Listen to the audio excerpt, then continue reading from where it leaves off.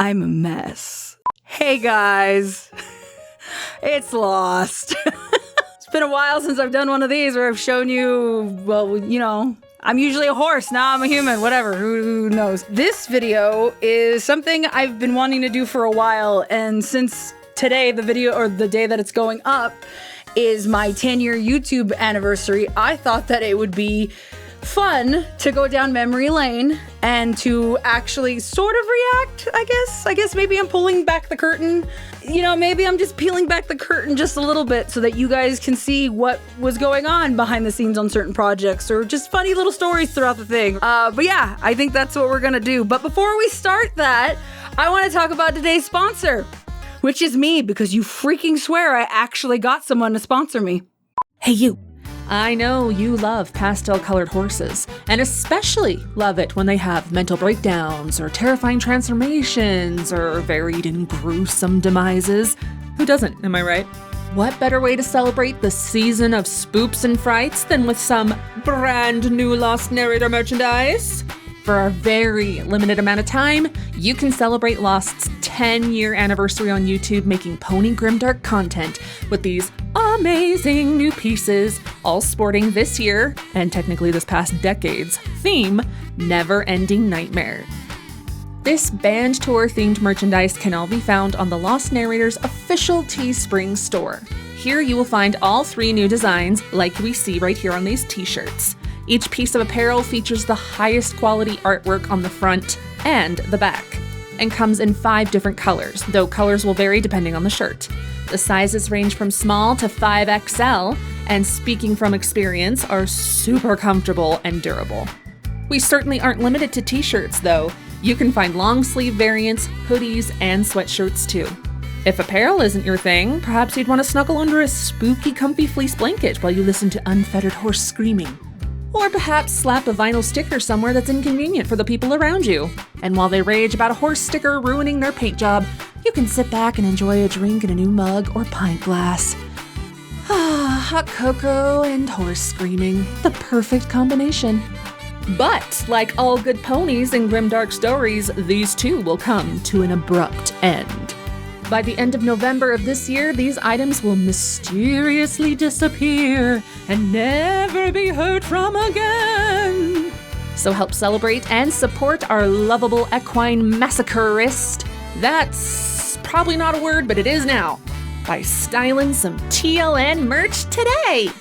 Lost and Mag are responsible for the incredible excitement you are now feeling and will only continue to accentuate with fun and frights. Shipping is available stateside and internationally at Teespring's discretion, but I have absolutely no idea how fast they would ship things to you. I am curious about it myself, but I'm also too lazy to look it up right now and find out. Anyone under the age of 18 years should probably get their parents' permission before purchasing and flaunting this sinister horse lady. Sticking stickers in inconvenient places may result in negative consequences, but also may be totally worth it. And since I'm making fun of those medication ads that talk to you about how you'll probably be unalived if you take this medication for joint pain, I will agree that consuming any of these products may have similar results, and therefore the parody works. This has been Magpie Ponies speaking on the completely unbiased behalf of Losty. Oh man, that was such a good spot. I'm so happy they sponsored us. I'm so glad. Anyways, let's start. The Joker was Batman's evil nemesis, and they fought too many times. So now Batman was tired. I don't even know what I was thinking here. So, did you know that Lost Narrator was not necessarily my first forte into fanfic reading? No, it was not. It was something on an old channel, and it was a Batman fanfic that was not something that was to be taken seriously. And I recorded it just for the shiggles, because why not? I think I was going through this phase because I was coming off of doing Let's Plays, and I wanted to try something new. I had been listening to like audiobooks and stuff like that, and I was like, let's try and do an audiobook. Why not? Let's read a really crappy Batman fanfic, because why not? And I tried to make it legit, and I thought that I must share it with the rest of the world because it is Batman and I love Batman. And oh god, it's like no. That's just me talking. That's the other thing too. Like some people will be like, I watch my videos back. I don't really like watching my videos back because I don't like hearing my voice. It's a really weird complex I have sometimes. I made you to eggs? Don't quit your fucking day job, bitch. Like, I could tell past me that. You know, it's funny because I'm purposely trying to pronounce the words, even though they're spelled horribly, but then I realize that the mess ups just became a staple for my whole thing. I don't know how to feel about that. It was rough. No, I think there's another one too I uploaded where I read Hero Bribe, so the Minecraft creepypasta. Just humble beginnings. She knew that something is hard. I can't fucking read these lines. This blooper reel. This is the very first one that ever existed. It was 100 subs. I was so happy that I hit the 100 subs. And I remembered too, I was with my ex at that point, and I wanted to do like a little way to celebrate. And I was like, oh, blooper reel will be fine. It'll be fun, whatever. And she told me that I wasn't funny and that I was wasting my time. If I had actually listened to her, I don't know where I would be in terms of like bloopers and stuff like that. Looking at this, because like that's a pony creator OC thing. Like, it's just like, it's not even that. Like, you can see the outline of the free. I had Photoshop. I had taken photojournalism classes and I knew what to do with like PNGs and shit like that. But I clearly didn't care enough to cut out the freaking outline. And then on top of that too, the cutie marks like at least properly put, like, this is just, it was rough. It was rough. Oh God. And I'm voicing all the characters too. That's the other thing too. This was like from the original Silent Ponyville 2 reading that I did, which was the very first reading I ever did on my channel. And it was all the bloopers from that. And I had to voice all the characters, and that was just, it was a thing. Soren rubbed the back of his neck sheepishly, chuckling. Well, Pinky insisted on me helping her friend, so I suppose I can. Oh, here we go. I found it. Okay, we're going to start there.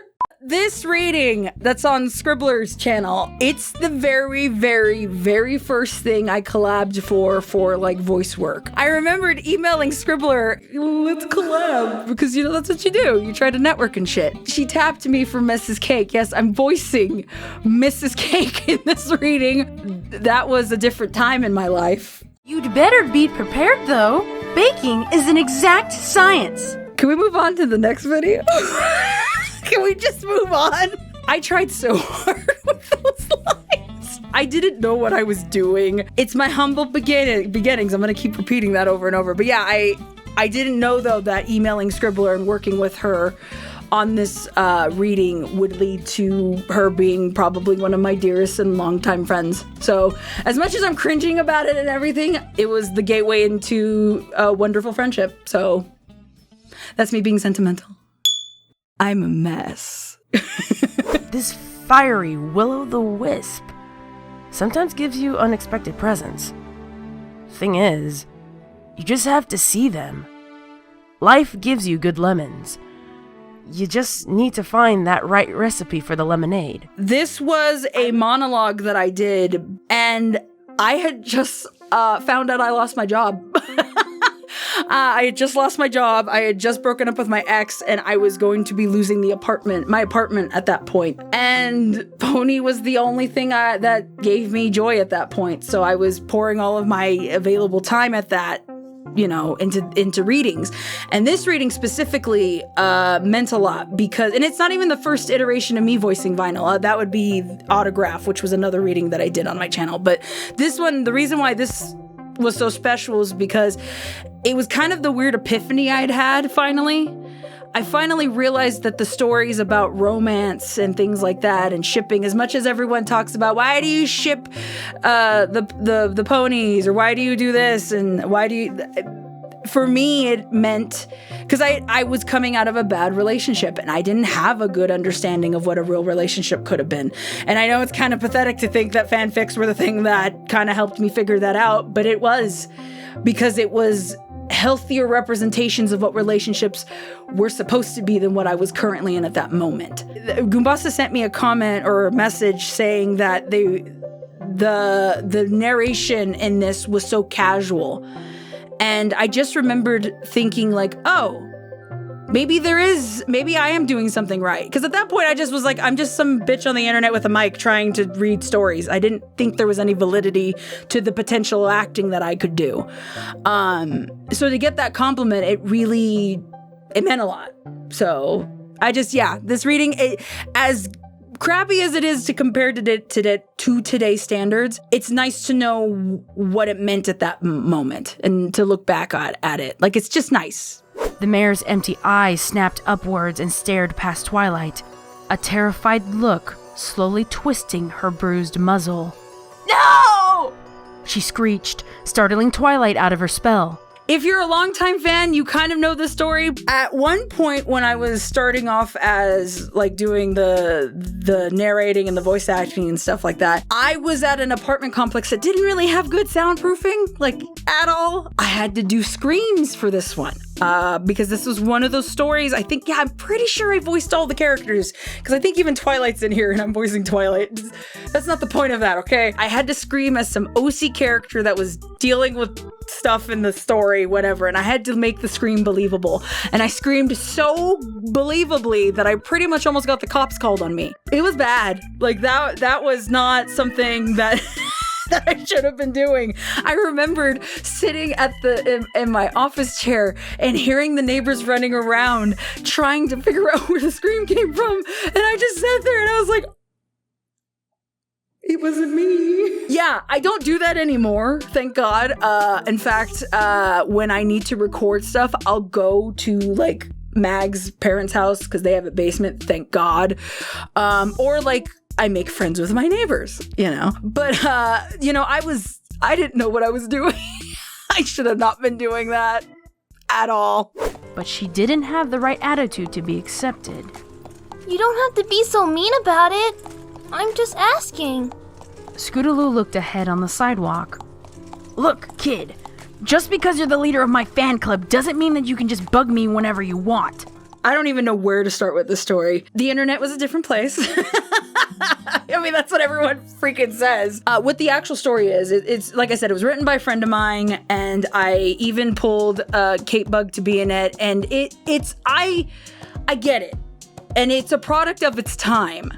But, as the years have gone on, there have been certain things on my channel that I'm like, that might have not been a good take. That's not something I want to showcase on my channel. And not something I want to bring to light, especially the topics of that one, because it goes into it gets really grimdark really fast when it comes, because it's Scoots and RD. That's what it is. But the reason why I'm bringing it up is because I've gotten comments over the years of people asking about it, and I'm here to tell you, well, one, it is private on my channel, and that's just because I don't want to necessarily host that kind of stuff on my channel anymore. And it's not that I'm not even saying I didn't do it. Internet Archive, though, has an actual upload of it. Someone else uploaded it. Good for them. If you guys want to go see that reading, it's a lost reading, literally. If you want to see that reading, I can't really say why I took like the actual word, because I don't want this video to get shut down by YouTube because of obvious reasons. But it's a thing I made. You guys can find it. I'm not going to stop you guys. That's not who I am. But I just don't want to host that on my channel, because I got to a point, you know what? We were killing all the ponies and everything. But I always tried to have tact with certain topics that I did. Like, there was reasons why I never touched certain stories, because the topics of them were too much. They were just too much, especially because I did know that even though I put warnings on things, I knew kids were clicking on my content, and I can't stop them. But I got to a point where I just didn't feel comfortable anymore. And not that I'm ashamed of it. It's not even that. I just tone and tact. And I hit my glasses on the mic. That's it. Of course, every living thing needs to feed. Come, I'll show you. Pinky backed away slowly. It's alright. We could go eat cupcakes outside and, watch butterflies? Butterflies. Or as I like to call it, Fluttershy's cupcakes, because that's pretty much what this is. It's not that I actually really like the story. I think Scribbler was the one who found it, actually, and she sent it to me, and I was like, let's go. Like, why not? But the problem was that I didn't have a Pinky that I was like, I wanted to, because Pinky dies in the story. That's spoiler alert, whatever. And I needed a Pinky VA. And there's not, at that point, there weren't a lot of VAs that were comfortable doing Grimdark. And I understood too, like whenever I would talk to VAs, I was always so good to be like, are you comfortable about this? Do you can tell me no. I always tell people that you can tell me no, it's okay. But I think through Scribbler, she introduced me to Mag, and this is the first instance of Mag ever voicing anything on my channel. And I remembered I was actually nervous working with her because at that point I had heard like, oh, she's the chick who does Princess Trixie Sparkle. And I was just like, oh fuck. Like there's some pressure here. She turned it out, and I mean now we're married, so I don't know what this is. I killed her in a Grimdark fic, and now we're married. I don't, that's how what real love is.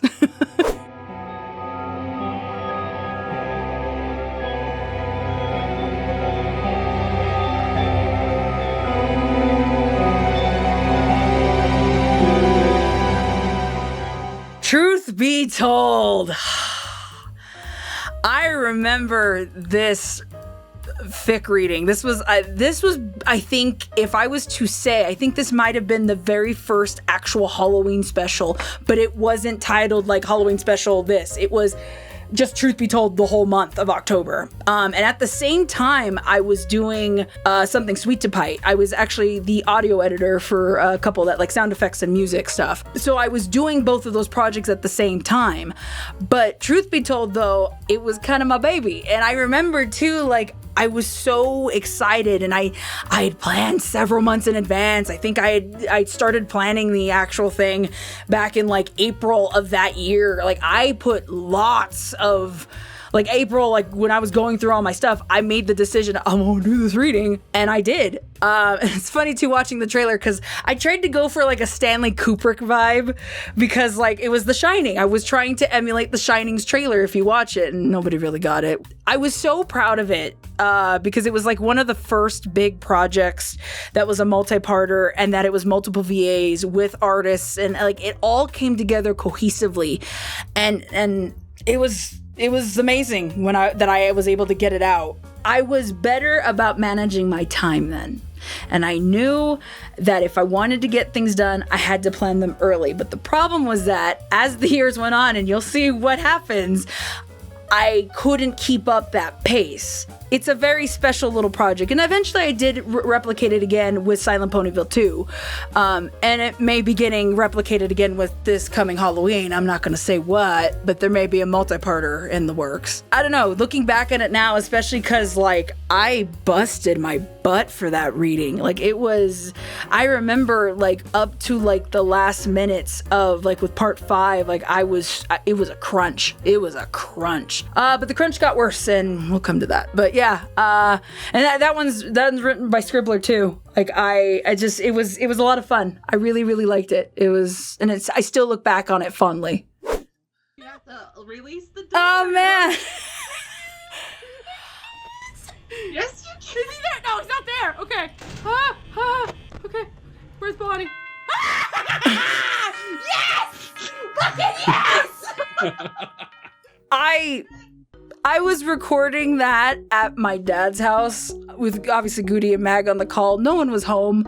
I'm pretty sure my neighbors could hear me screaming this. Like it was funny too, because by that point I had seen like Markiplier play it. I'd seen a whole crapload of other Let's Players like take on the game and be really good at it. And I remembered, I was just like, we'll just do it for the side channel. Why not? And it's one of my most viewed videos on the side channel now, and I don't know how to feel about that. I don't know how to feel about that. I miss doing Let's Plays. I'm probably going to be doing more of them actually, because they were something that I really, really liked doing. I know, right? Oh shit! Why are you looking at me? No! Hi, Freddie. Wait, where did Bonnie go? I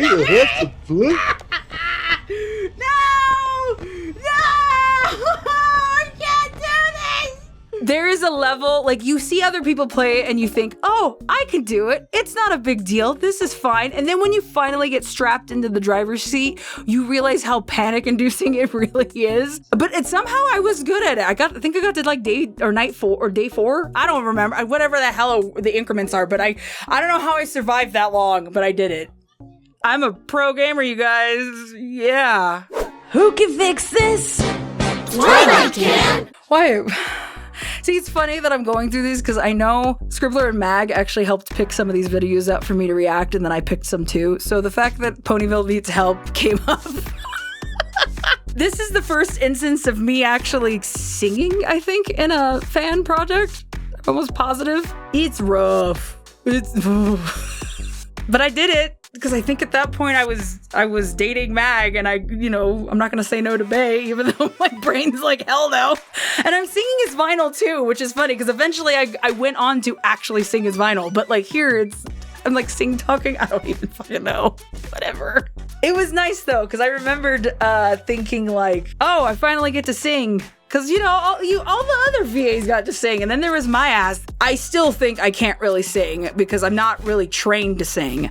A lot of the stuff that I know is self-taught, and this was one of those moments where I didn't really know. I think the most experience I had with singing was 8th grade choir, and that doesn't really count. I don't think it does. So it was nice that, I was with the director. Of course, I was the singer. He ruffles my fur, licking under the hairs and whispering across the skin beneath. He knows I can't feel rushes now like I did before. He knows I shouldn't. Yet my desire to feel them again deepens. I've had questions about this one even after all these years. So the very first instance of me ever writing a fanfic, I'm gonna put that in quotes, was actually Lockhart Visit. It was a very, very special project close to my heart. And I did an audio drama of it. It was, I got Scribbler to voice the main character, and it was nice. Like I still love this project, but I originally said at one point it was supposed to be a 3-parter.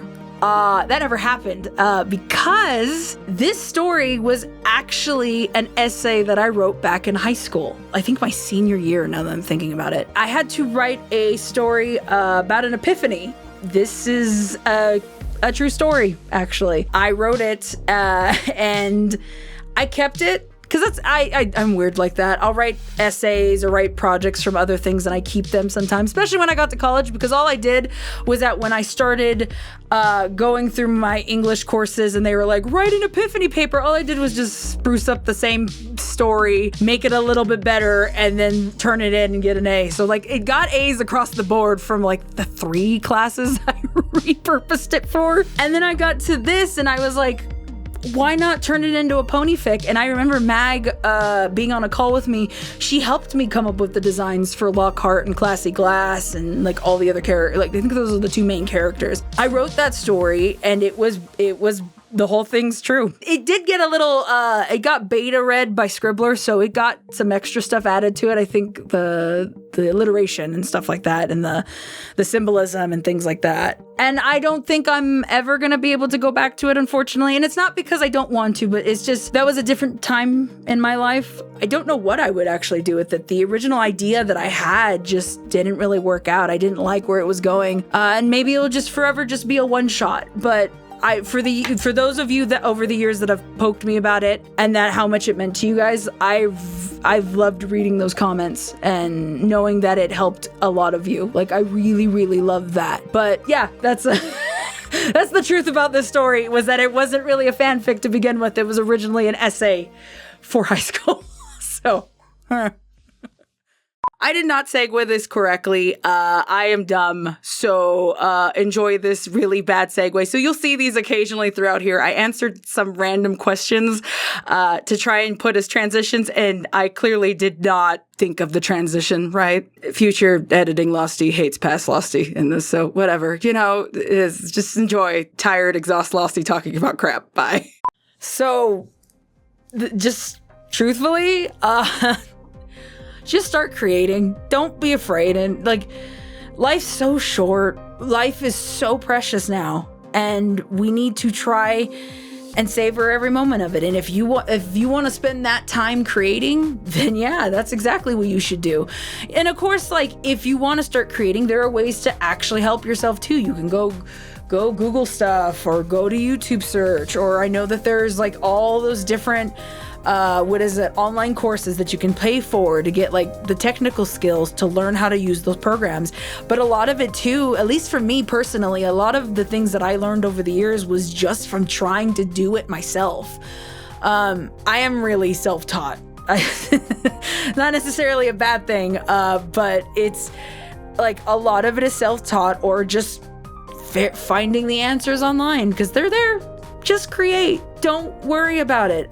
Because if you try to follow the trends, you're going to end up miserable. At one point on my channel, I was kind of doing that, just like following the trends and trying to exist within the ecosystem of the algorithm. And I don't care for that anymore. I'd rather just make content. And if it hits, it hits. It doesn't, it doesn't. Because either way, I'm going to make the content. So, you know?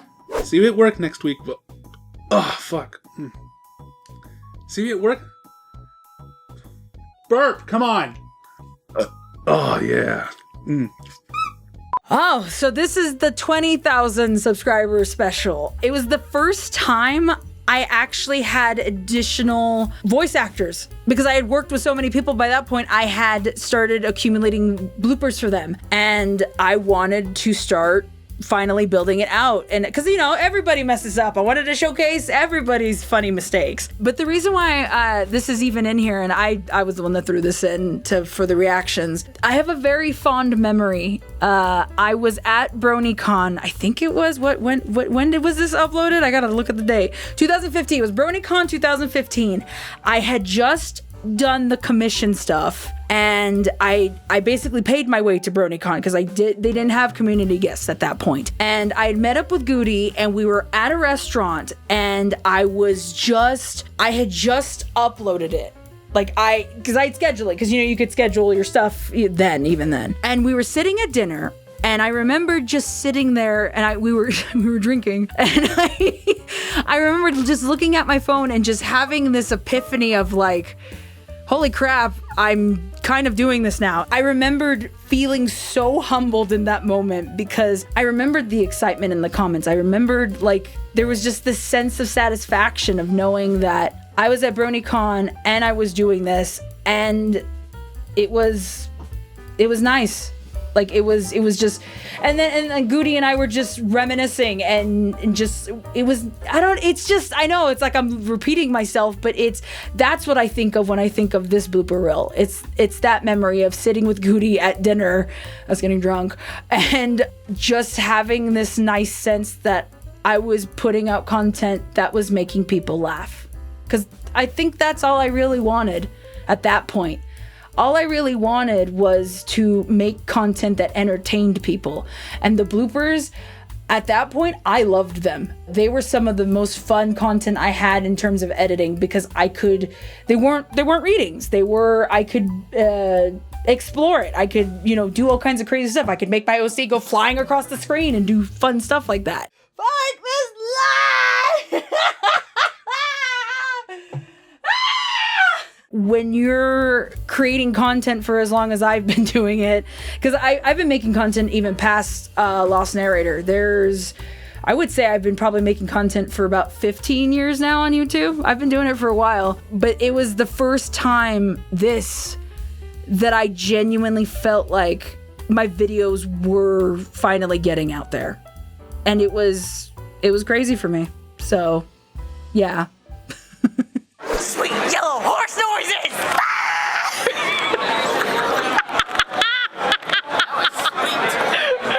That was so good. So I vlogged that BronyCon. It was probably the most fun I've had at a convention. And I've gone to a lot of freaking conventions, but that one specifically I had the most fun at because I wasn't a community guest, and I know that's a hot take, and it's not that I didn't like being a community guest. It wasn't that. It was just really stressful. Having people know who you are, and like I had people following me to the bathroom at one point at certain conventions. Mag and I at one point, we had one of our meet and greets, and it was before we even had community guest status at one of the BronyCons. I forget which one it was, but we basically created a fire hazard. I had never seen that many damn people at a fucking like in one spot, and they all wanted to meet us. But I realize now, especially, someone could have hurt us and nobody could have gotten to me or Mag. Like, it was a bad situation to be in. Luckily, like the years after that, things got better and we were, it wasn't nearly as bad. But this convention specifically in this footage that I couldn't even keep the camera focused because I was drunk. We did the bar crawl. That's how much time I had. And I was drinking heavily and I shouldn't have been doing that. I remembered it was me, Guti, and Kate Bug, and we were stumbling around in Baltimore drunk as shit. And Kate was Scoots and Guti was Bulk and I was RD, and we were just drunk shit posting. You totally fucking did this to yourself. No, Rainbow Dash, you took me to the bar. Yeah, I took you to the bar because you wanted to be just like Rainbow Dash. Long Island said alcohol. Who the hell are you? Those are my fond memories of like conventions, like just having fun, just not, because I didn't do any panels that year either. I think we did one little meet and greet out in the front. That was it. It wasn't even that big of a deal. And that was fun. I loved it. That was the whole reason why I even go to conventions, is because of you guys. Like, you guys wanted to meet me and Mag. It just got tiring. It just got so tiring. But yeah, it's just, I don't know. This BronyCon specifically was a fun one, and it's probably the one I'm most fond of. It's me, the one and only Rainbow Dash. Some ponies think I'm pretty awesome, and I'd have to agree with them. Except I think I'm awesome, amazing, super spectacular. I remember recording this voice reel, and I remembered thinking, holy shit, I got those Ashley Ball squeaks down. Like, I finally got them down. Because I remember when I first started doing fanfic readings, there was something in me that was like, if I was going to voice any of the main 6, it was going to be Dash and AJ, because they were lower ranged at least. Or Dash had a rasp. And I remember the first few years that I was voicing Dash, it was Ash Ketchum or Naruto. That's all it was. It wasn't even Dash. Believe it! But this voice reel, I think, was when I finally made that distinction in my head of like, oh, I can actually do it. Because there was a period when I was doing all this stuff that comments were just filled with, well, why didn't you get so-and-so? You don't have a good RD. Why are you this? Da-da-da. Like, it was just never good enough. And it can be really disheartening. But I tuned it out. I kept trying and I kept pushing. I remembered uploading that voice reel and just being, I was proud. I was proud because like I could get those squeaks down finally. And it didn't sound like Naruto. It didn't sound like Naruto anymore. I was just like, thank God. Now it's so bad though that I can't turn her off sometimes when I'm not reacting, or like if I get like really happy or she comes out whenever the hell she wants. I don't fucking get a say about when she comes out now.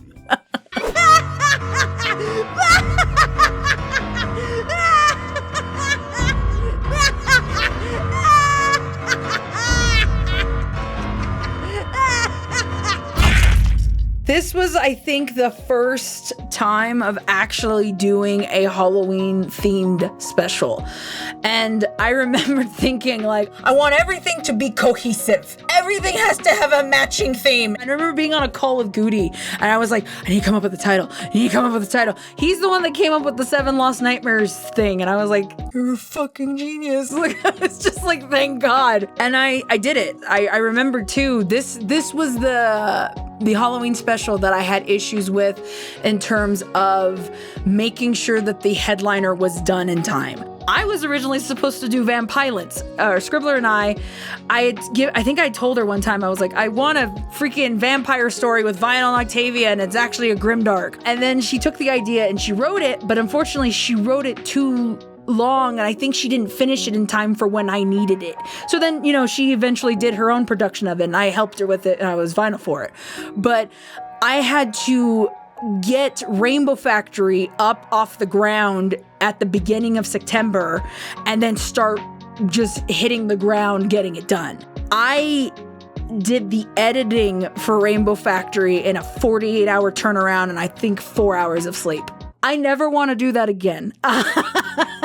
Like, don't get me wrong, the performance is on point. I've seen the comments so much of like, the RDVA is so good, and I'm like, thank you, because at that point, like I said, I had been working on my RD voice, and then for me to voice that, and for everyone to be like, oh my god, it sounds just like her, I'm like, cool, okay, that was nice. But the editing for it, it was Halloween the 31st. I was on a call with a whole bunch of my friends and Mag, and I remembered they were talking. They were like, we're gonna watch movie Lost, and I was like, what? Like, I wasn't there. I was so drained and so burnt out, but I got it done. And I, like, even now to this day, I can still hear the errors on some of the editing or like the audio mixing and shit like that. But it proved to me that I could do this if it really, like, when the push came to shove, like, I could do things like that. Because I didn't like missing deadlines. And that's not a healthy mentality to have sometimes. Because you're human. You're gonna make mistakes. Life's gonna happen. You have to kind of either plan accordingly or just accept those defeats, and it's okay to do that. I didn't do that with this, and I think the next month I spent burnt out, but then I was still going because I think I got a blooper reel out at that point. That was all of the Rainbow Factory bloopers. I don't ever want to do that again. I don't want to hurt myself for the craft. That's what it is. That didn't necessarily stick. We're in 2015. That didn't stick for a while. Not till recently did I actually learn that. So, If any Aperture Science employee would like to opt out of this new voluntary testing program, please remember, science rhymes with compliance. I mean, she's not lying. I don't think many people know, because I've collaborated with people outside of the fandom, and I got the chance to work with Kvox, who used to do Brony stuff, but they poked me originally because it was for Portal, the Lab Rat comic dub, and I got tapped for GLaDOS. Yeah, they tapped me for GLaDOS, and I remembered tripping out on that because I was like, what? Like, I can't voice GLaDOS. Like, there's no way in hell. And then I saw the final product, and I'm like, what? The editing on this was so well done. I was so honored to have just been a part of this. Like I said, it was this nice little confidence boost because like my whole problem I have sometimes, especially like as a voice actress, is I'm very critical of how I portray and how my acting and stuff like that. So when I can hear it outside of the pony bubble, don't get me wrong, I love my pony bubble, but outside of the bubble, if I can hear it and still see the potential growth and the potential it's still good, it gives me hope that maybe, one day I could transition out, or evolve, the editing on this is so well done. And yeah. My readings are garbage and my language is trashy, but that doesn't mean I plan to read My Little Dashie. My only OTP is motherfucking RD, and I'm trying to record. Now get out, you fucking cat! I peaked here. None of the rest of the video matters. This is my peak. This is everything. Everything after. Fuck Apple Sleep. Fuck literally every other freaking project I've ever done. This is peak. To be honest, this is probably one of my favorite stupid videos that I've made to date. The Roast Yourself challenge was going on YouTube, and then the Brony started doing it. I remembered I was just like, no. I want to make sure that I do this and it's done right. And I couldn't necessarily, I write poetry and shit like that, but that's different than writing like a rap. And Guti had just done his, I think, and I asked him, I was like, Guti, hook a bitch up.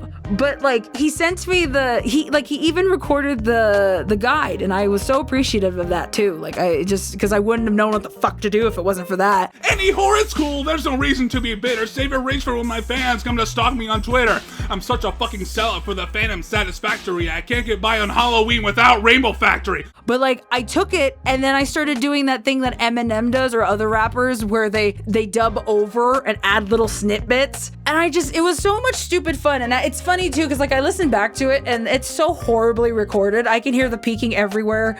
I can hear all of the mistakes. There's so many. I'm slurring words. I think at one point I even mixed up AJ and RD in a line because I can't say it that fast. But it was just so much stupid fun. Happy fucking 50K!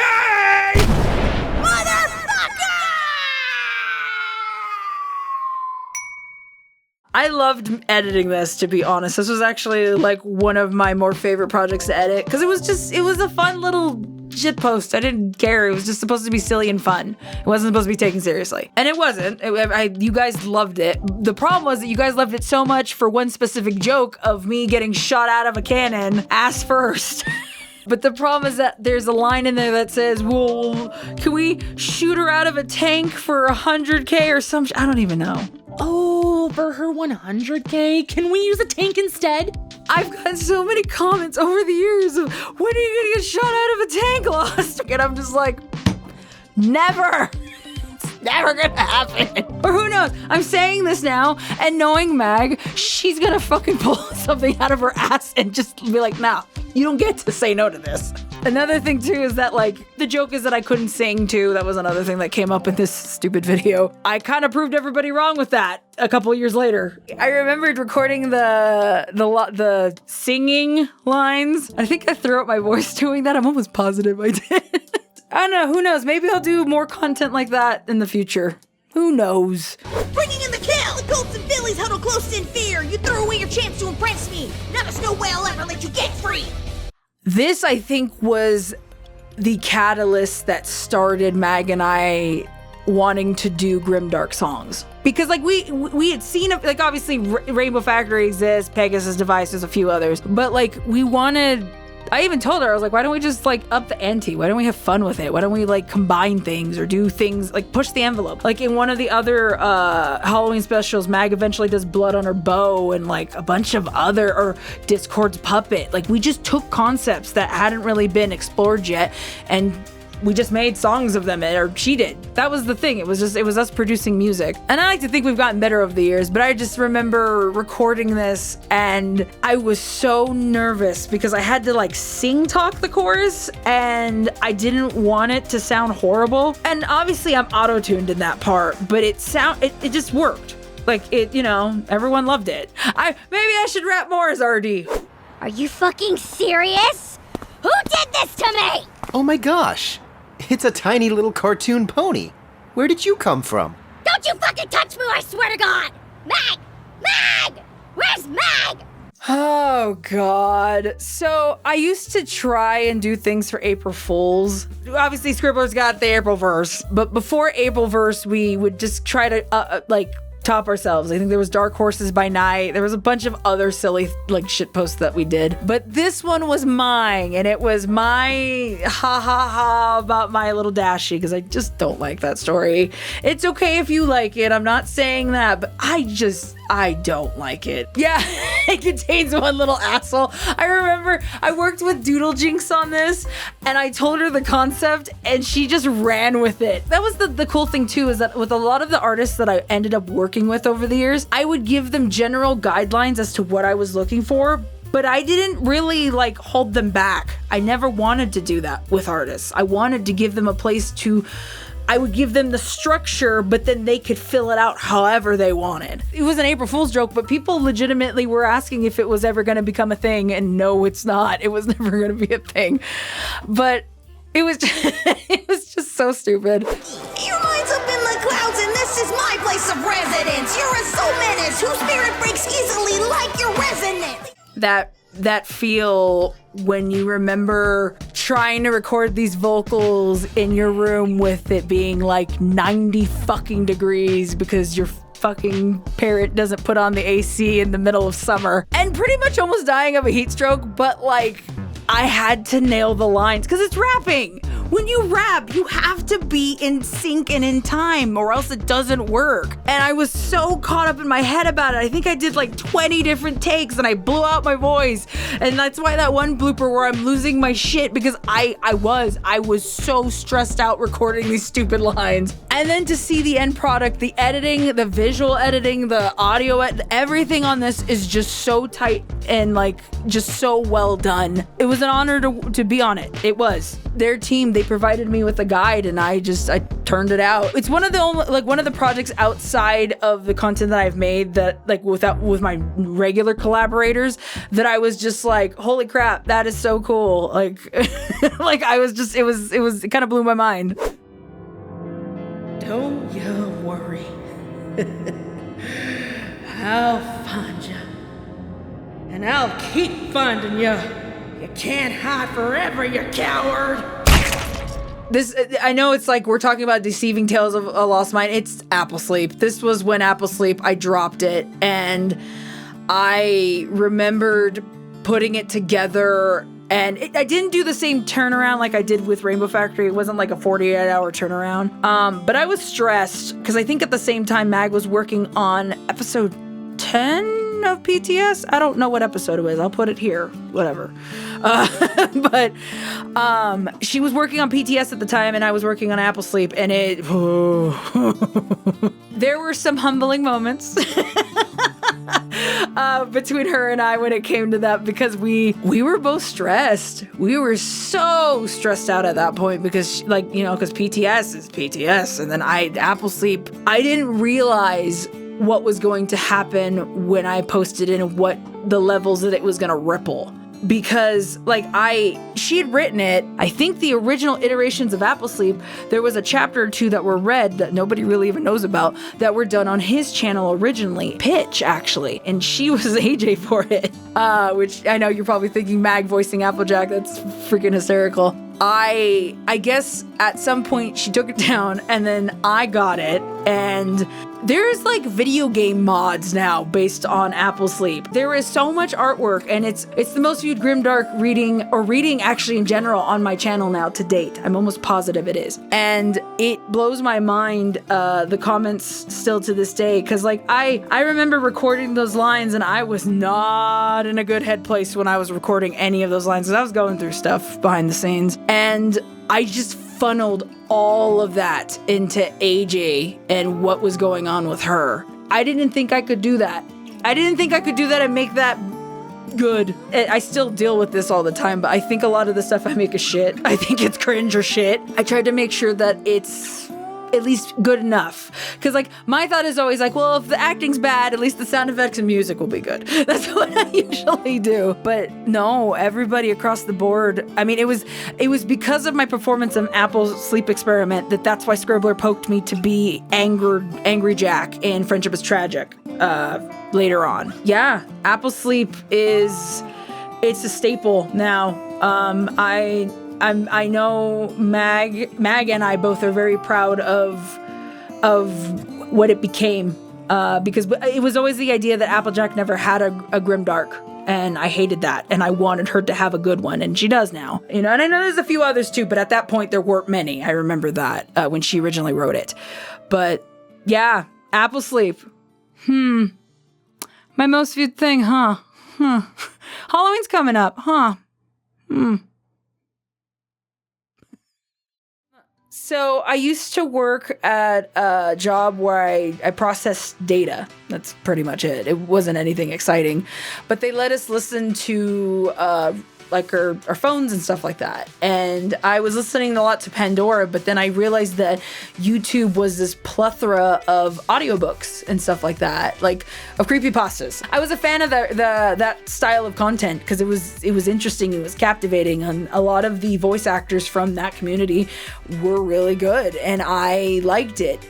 And it wasn't until I heard a rendition of Cupcakes that I was like, because they tried, but it didn't sound like the characters. And by that point, I already had started watching the show, and I was already kind of like, oh, I like ponies, but nobody knew. But I remembered hearing that reading and thinking, you could do better. Like, get some voice actors, get somebody like there, because I knew at that point like the fandom was starting to really thrive, because I didn't come until 2013. So there were like OG people there, like really doing a lot of the big voice acting, that they've all gone on to do professional stuff, and good for them.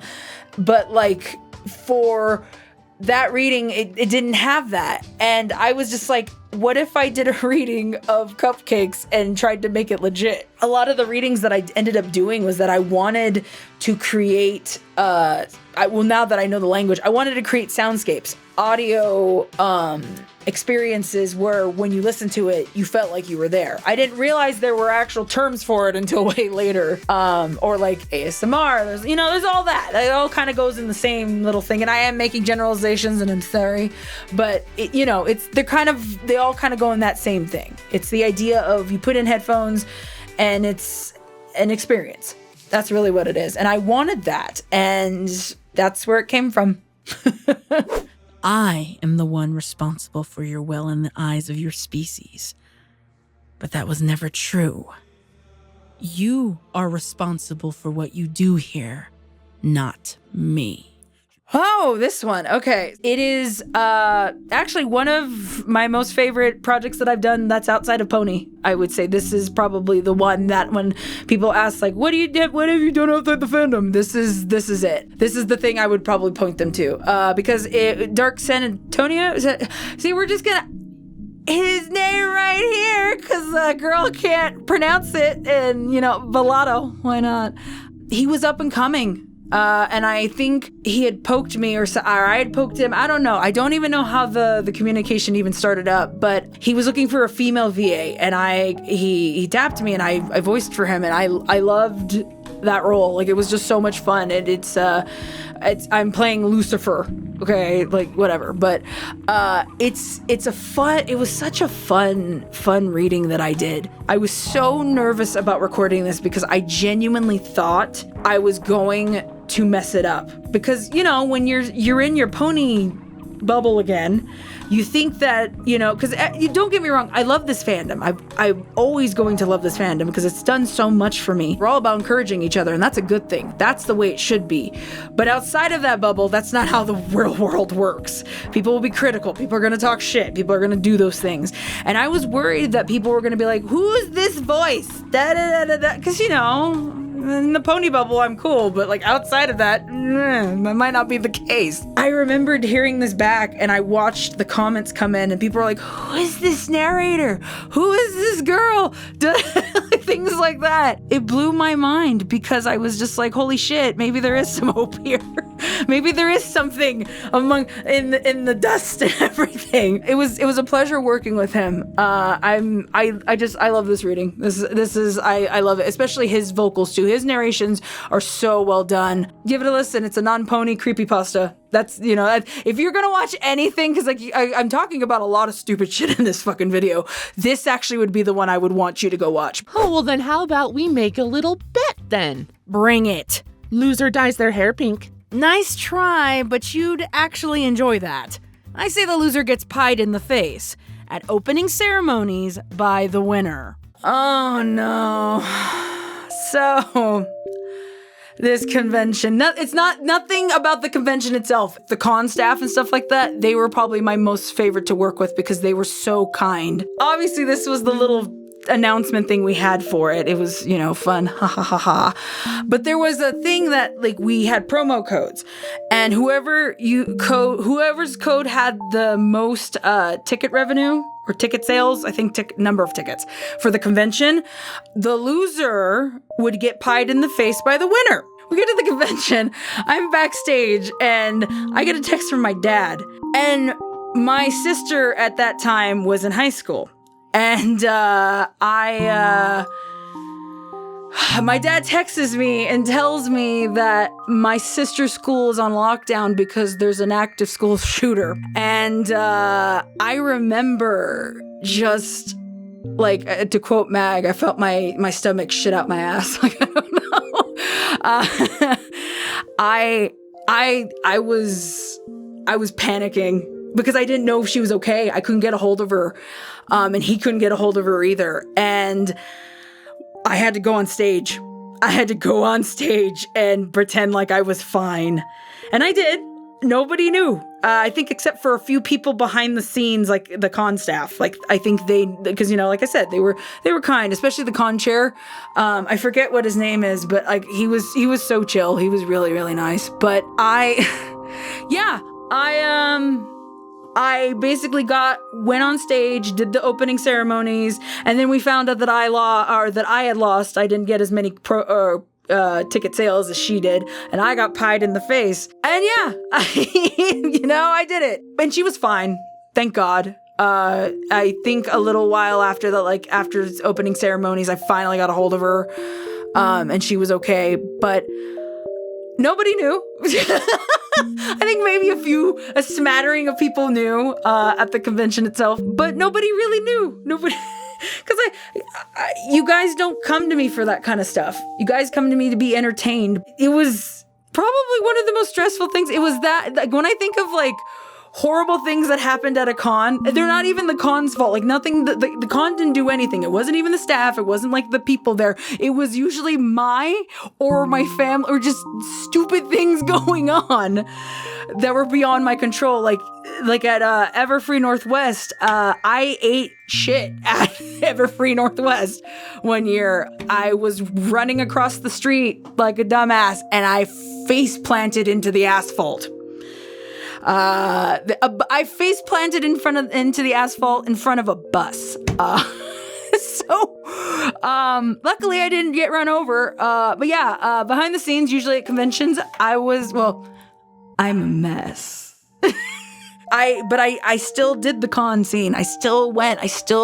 Because you guys came out. I would take the time to say, like, I tried. Yeah, and you know what? I'm not perfect. Lord, am I not? But when people would approach me, I would always try to give them hugs, and I would always try to make them feel acknowledged. I really tried that. But yeah.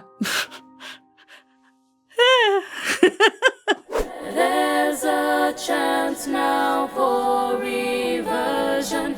There's a way into the light. I will guide you back from darkness. I will bring you full delight. I think you've told enough stories. Here we go, guys. You guys don't want to hear a story about my OC. That's what a bitch did for fucking 4 years. I'm fine. This is fine. What is the fucking line that fucking Carmen says? This is fine. This is fine. Like, there were more videos that were being, like, uploaded. It wasn't just Chronicle of Curse Word Part 1 and 2, like fucking Twilight. You know, I had to split the shit up. I basically had Ink Dye, the character, talking shit at the end of every single fucking end slate. Like, I'm hitting the mic.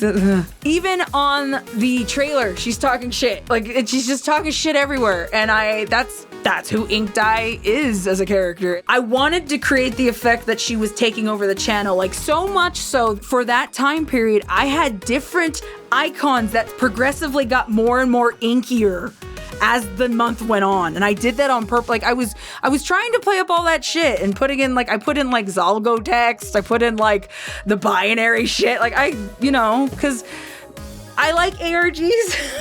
I'm not smart enough to make an ARG, but I love ARGs. And that fucking animatic. I was talking to Mag about that animatic, actually. That line. I'm a cockroach, remember?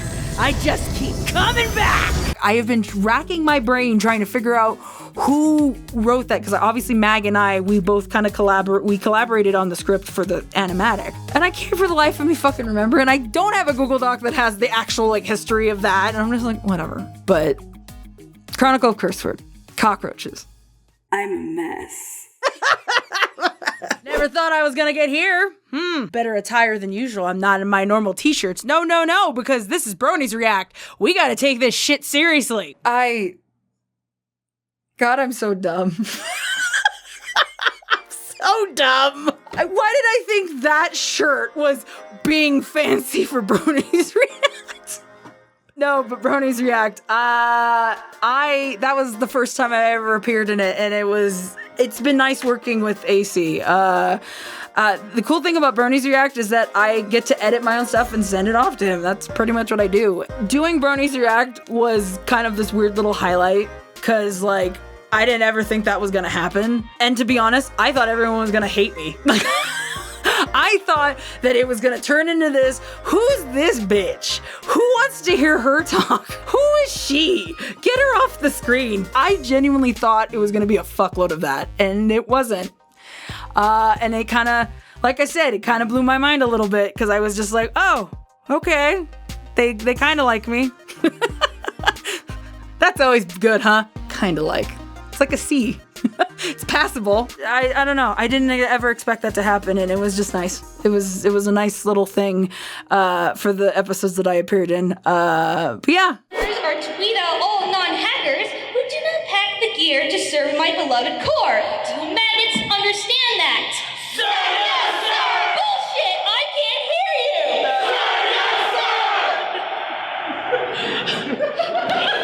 I love this crowd participation.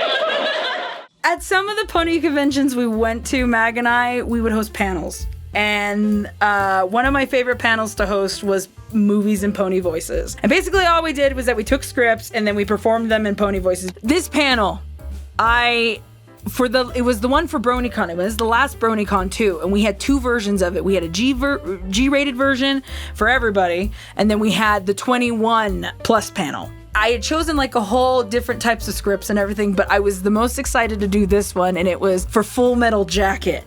And I even remember too, we had a fan of ours had actually helped us with providing a room for us, and it was a suite. And we had everybody for this panel come up to our suite so that we could practice it live. We got in trouble because we were so loud. And I think I'm almost positive it was because this fucking scene, because I wanted to make sure that I practiced it with Kate. That's what we did. Like, we would get together and practice it before we did it. I always, because, we could do cold readings, but it's funnier when everybody's more comfortable with the actual, like, the material. It's the scene from Full Metal Jacket, and Kate Bug is the sergeant as Fluttershy, and she's going up and down the row, like just chewing out Trixie and Pinky and Bulk, and it is the funniest damn thing. M.A. Larson he was at that panel, and I didn't know this. He was at that panel. He went and found her to shake her hand because of her performance in that. And that just like blew my mind. I was so proud of her too. She did such a good job. She's even like wearing our friend Niall his hat, because he's a veteran. Those were the panels that I had the most fun in. But unfortunately, the stress of the conventions and just like the demand, it was just too much for me. Like that's, I mean, don't get me wrong. And then after this, it was 2019, and then 2020 happened, and we all know what happened there. But it was just the idea, though, that, I don't know, maybe somewhere down the line, I will revive this. Or actually, you know what? I think I passed it on to somebody for, was it Chippa? I don't remember who. Or was it Starry?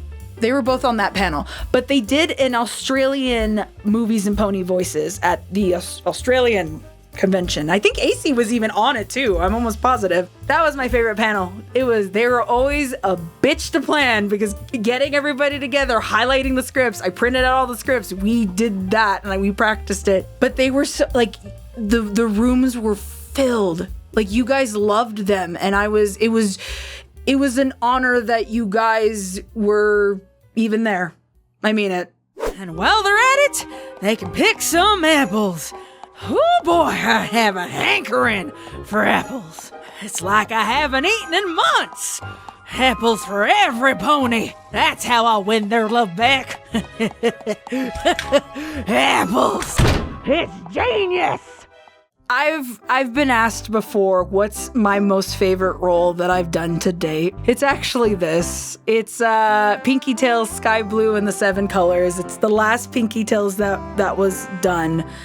And I got to play basically PG Apple Sleep Applejack. That's pretty much what it was. And I had so much fun recording those lines. It's funny too, because I don't even think there's that many bloopers from that actual recording, because I was just having so much fun with it. I didn't expect it to, like, the artwork too for that series, like, totally matched up what was going on. And I think I even went back for certain images to try and match that same energy. But like, it was just so dumb and stupid, and it was just fun. It was just so much fun. Yeah. Boy almighty, I love apples.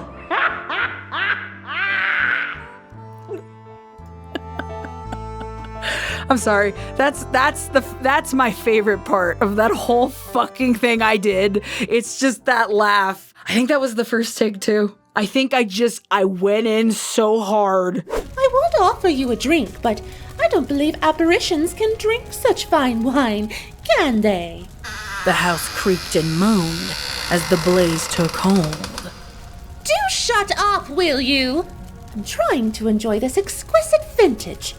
I always loved the fact that in this reading, Rarity goes out like a bad bitch, because that's the only way Rarity would go out. So La Palm Boutique. I've been asked over the years what my favorite Grimdark is. It's this. It's La Palm Boutique. And the saddest part of all of this, it's unlisted right now because it originally got made for kids. And I tried appealing it. They were like, nope, it's made for kids. And I didn't feel morally conscious to leave it up and have it be suggested. That's not right, especially because like of the topics it handles in that story. It's not okay for that. Like, it makes me sad because this is genuinely one of my favorite stories that Mag's written, especially because like we always make the joke that Mag writes Grimdark for me as like a love letter. This was one of them because it took the idea of what I loved about RareJack and it fucked with it, and it was perfect. Like, I loved it. It was so good. I might re-upload it. If there's enough people in the comments that say they want to re-upload it with it, I'll re-upload it to make sure it doesn't get age-gated next time. It's also on my MLP fanfic reading playlist, so you still can access it from there. You just, like, if you type it into the search, you won't be able to find it, unfortunately. And that's okay. I understand how alcoholic YouTube daddy works.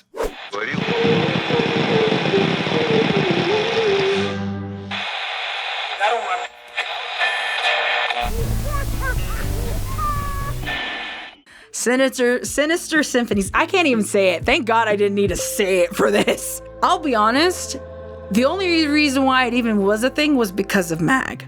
By this point, with productions and things like that, I was starting to not be okay behind the scenes mentally. I was dealing with a lot. There was a lot of shit going on. And then it was 2020 on top of that. I don't want to say it, but we all know what was going on during that point. So I didn't have the energy to put together a thing of like a reading. I didn't have the time. And that's when Mag was like, no, we came up with the concept of just songs. They were all gonna be songs. And that was probably my most successful, like in terms of view countage and everything, cumulative during that time. That was the most successful I'd ever seen any of my Halloween specials. And Mag was the driving force. She wrote all of the lyrics. She and Pitch edited all the songs. And I did the visuals for them. Like, I would, like make them look cool and stuff in Vegas and everything. But like, Mag was the saving grace for that. And I'm forever grateful for that because, to be honest, that was a dream of mine that came true. I've always, I made the joke Lost can't sing. I've always wanted to be a singer, actually. I always wanted to sing, but I always felt like my voice was too different to be a singer. Like, I know Guti says that everybody can sing. I don't know about that. I don't know about that. At least for me, that's what I used to think. So, yeah. I guess Guti's right. I guess you're right, Guti. But yeah, Sinister Symphonies was a thing, and I love it. It was probably the least stress that I had in terms of like the Halloweens, but it was also probably the most dear to my heart. Let's just say I took my anger and pain out on the nearest available targets. I was half dead from my injuries, but then, well, they're not gonna be extorting money from any pony else ever again. I just channel what I'm going through into my acting. To be honest, I was not okay here, but it sounded good. I also shredded the shit out of my vocals for this because I didn't know what I was doing. I know now. I've really done some research on how to actually not fuck up my vocals. It's funny because the recordings of those is a blur for me. I genuinely don't really remember them because I was so afraid of recording these lines. When it comes to taking certain characters out of like what you expect with canon and you have to be able to perform that's hard. At least for me, that's fucking hard. Like for a good example would be like AJ crying. There's no examples of AJ crying, so how would I go about that? So I have to kind of figure it out myself. But then there's this version of AJ that's like, I'm a grizzled bitch, like just by the elements, and I need to be, mean and everything. I think I was like scream shouting for another episode of Friendship is Tragic, because it's the whole project, it was multiple episodes. But there's a part where she like basically hulks out and screams, and I know I blew out my voice doing that. Give me all you got! I'm ANGERJACK! You hear me? Ain't nothing gonna stop ANGERJACK! But I did it because I wanted to make sure that it hit the notes. It had to hit the notes because whenever I do acting stuff, I try to make sure that it's believable because that's what fucking acting is. So, I always try to bring my best A game for whatever roles I'm ever given. I always try my best. And yeah, you guys, I got lots of comments. I got lots of fan art. It kind of blew my mind. I didn't expect that. And a lot of people made correlations to Apple Sleep AJ too, but I feel like this AJ's more, she's just even harder. Like, don't get me wrong, Apple Sleep Applejack is crazy and she's psychotic, but she's not hard and cold like this, because there's still interactions. There's still some sort of hope. She's just, I don't know. There's a potion involved in the other one.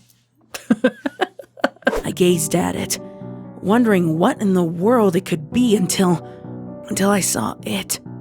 From within the spiraling murkiness, a tiny hand pressed against the protective wall of the sphere. So I wrote this.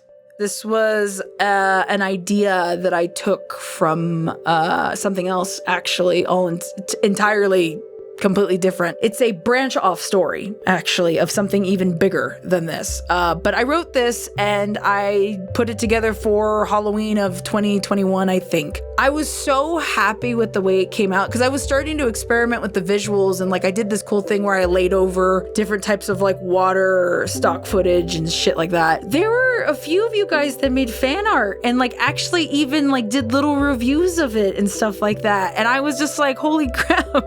I didn't think the non-pony thing was gonna hit. What? I didn't expect that kind of reaction. It was really nice to see that. And like I said, this is a side story of an even bigger idea that I want to put together at some point. I really appreciated all the positive feedback I got back on this story, and there's a lot more stories like this to come. I can tell you that right now. They just need to be edited. They're not ready yet. But there are, I want to say, there's a lot.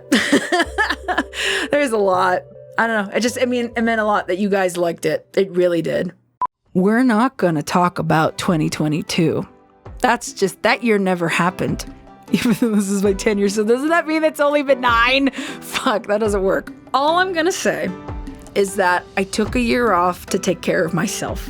Because a bitch needed to.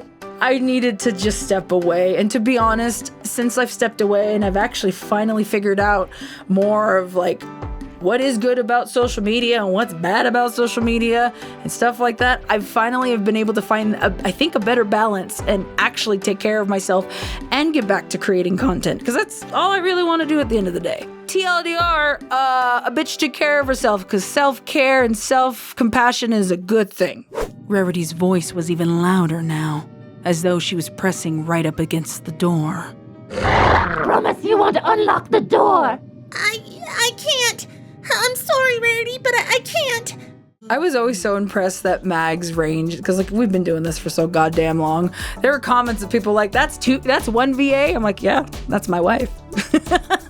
After not doing anything for a year and then coming back to this, it was so nice. I was really worried about editing because I didn't think I could actually come back to this and be okay with it. I feel like all the years that I've honed my craft here on YouTube, and you guys have helped cultivate that with all the encouragement and just all the, I know not everything gets views, but for those that just watch, I appreciate that. I like the fact that at least somebody enjoyed it. That's all I want. I had upped my game. I had finally figured out certain things with audio mixing. I had even done some new research, and I was even like looking at like just side things of figuring out like so I could make everything sound more cohesive or better. I was so nervous. I even was like, no one's gonna fucking click it. No one's gonna fucking click the story. No one's gonna give a shit that I'm trying to fucking post again. And you guys came out in droves, and it was so nice. Like, you guys are just the best. But there's more of this, so don't worry. I'm scared that I'll just end up burned. Just stay out of sight, mind and heart, and let my logic side take a turn. Just please don't burn.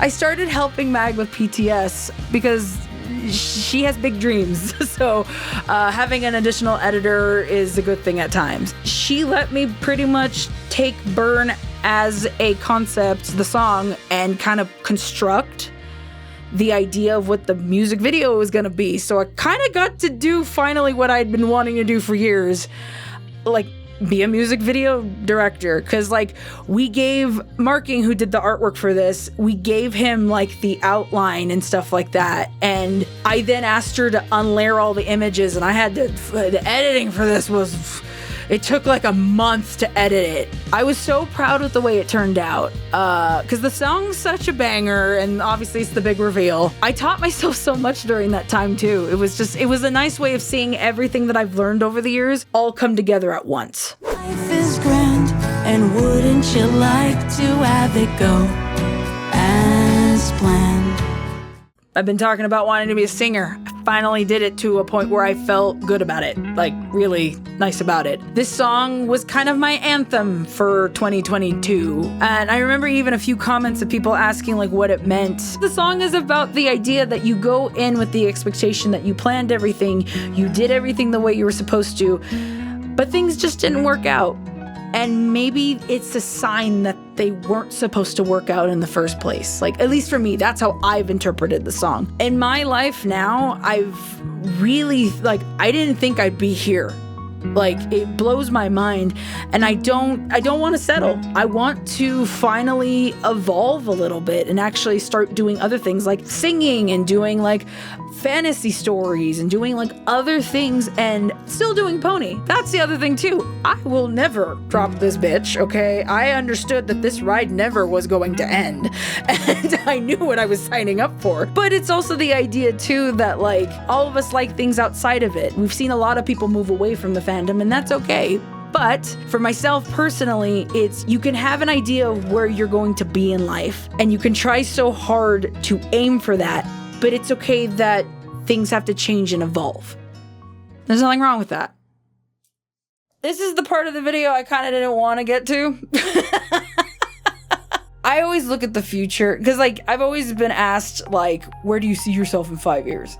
And I've got dreams, don't get me wrong. I've got ideas of where I want to go, but I've also learned within this last like 3 years, all the plans you could make in the world don't mean shit when things finally fall apart. So in reality, the future for me is here. The future for me is always going to be YouTube. I'm not going anywhere. I took a break, and you know what? There may be other points in my life where I need to take more breaks because my mental health does come first. I need to take care of myself, or else I can't create the things that you guys love. And why do I keep hitting my mic? I'm not going anywhere. What I want to do actually, and this is the exciting part, I'm nervous-sided. That's what it is. I'm nervous-sided to talk about this. I want to evolve.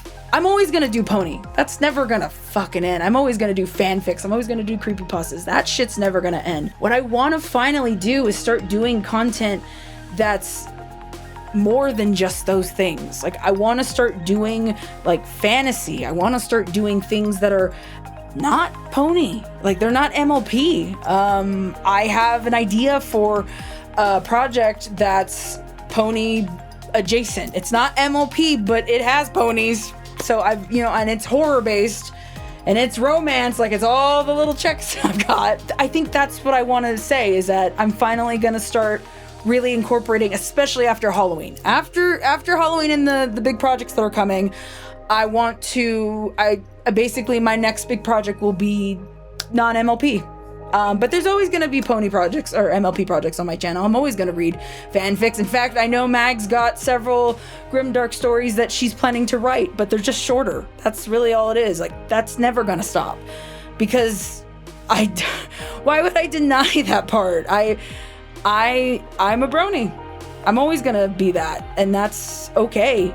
But I'm also more than that. And this was, looking back at all of this, it was just nice to see those little tidbits of coming out outside of it. But like, it's because of this fandom I've been able to hone my skills. Like, it's because of you guys that constantly come back and like listen to my stuff or comment or whatever have you. It's because of all that I kept pushing and I kept growing as a content creator. As much as people say that like feedback is bad, I've always appreciated those of you who went out of your way to leave me feedback so that I could grow and that I could learn and I could really change up my tactics. I mean, it's only this year that I've even started putting like music titles for you guys, because I used to never do that because I didn't think it was a big deal until like several years later. There's like fuckloads of comments of like, what song is this? And I'm like, well, shit.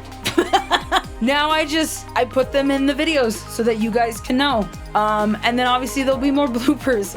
In fact, I get to finally say some cool stuff. I've got a redesign coming up. I've poked Singalek, actually. They are working on a redesign for me and Mag. Here's a teaser real quick. I'm just gonna flash it on the screen for a second, so you're gonna have to pause. But yeah, I've got stuff like that. I've got so many things planned for you guys, and I'm so excited to share them with you. And Halloween, like this Halloween is probably going to be my last time that I will be doing a very big, extravagant thing for Halloween. And it's not because I don't like doing Halloween projects. In fact, I love doing Grimdarks. The problem is that I can't work within that crunch anymore because it hurts.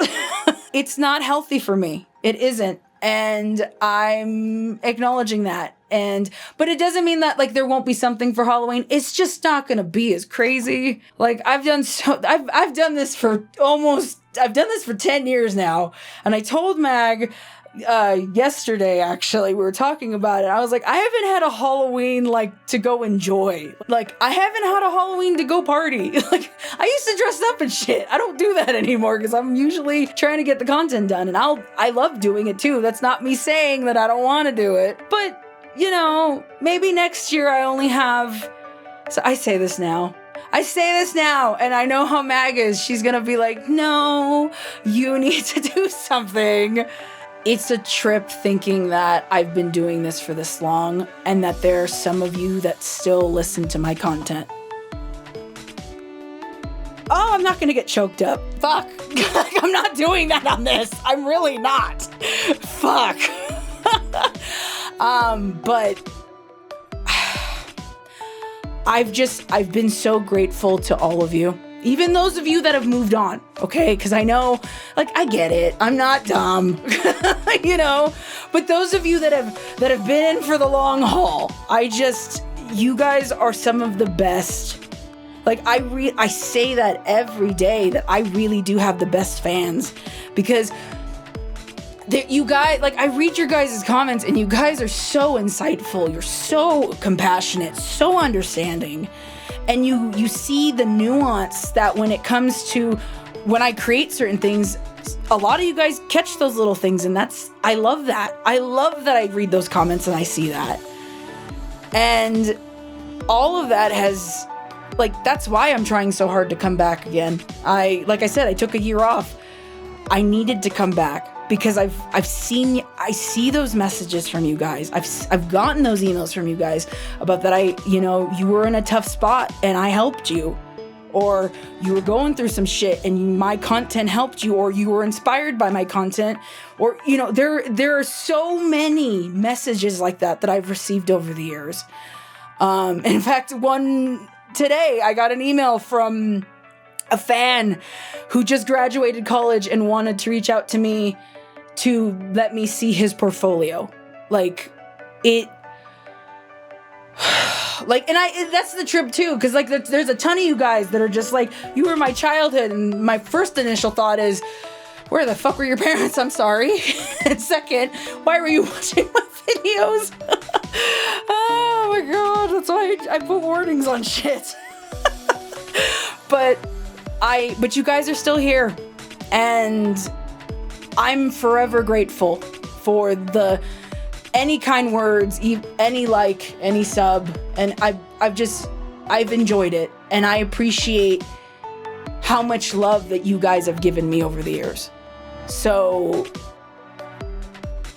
yeah, I don't know how the fuck. Oh no, I know how to end this. I know exactly how the fuck to end this. So this is the end. Okay? We're not done. We got another fucking 10 years.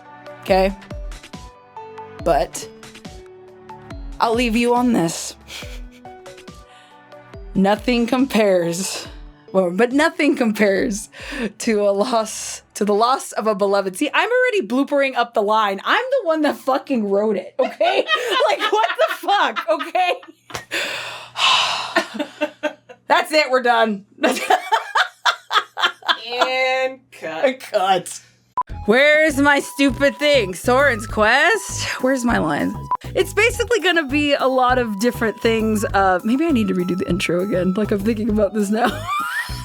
I think it's fine. Whatever, fuck it, I don't care. I think it's fine. Fuck it, we're going in live, I don't care. Fuck it, you're doing great, sweetie, it's fine. I got the author, let me start over. This is the hydration break. There's, you swear I could do this all in one sitting. What? Good. Oh god, I was saying all that without my glasses. It's okay. I'm dumb. I'm a mess. I'm a mess. I'm also tired. I'm very tired right now. You get your eye makeup shown off for one shot. Right now you can see it. That's why I wasn't wearing my glasses. It wasn't that I totally spaced. Hide you.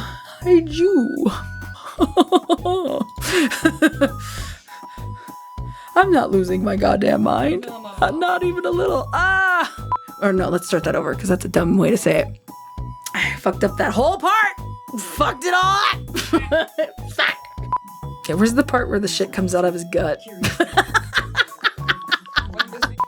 Chronicle of Curseword. Cockroaches. I'm a mess. Alright, I'm a mess.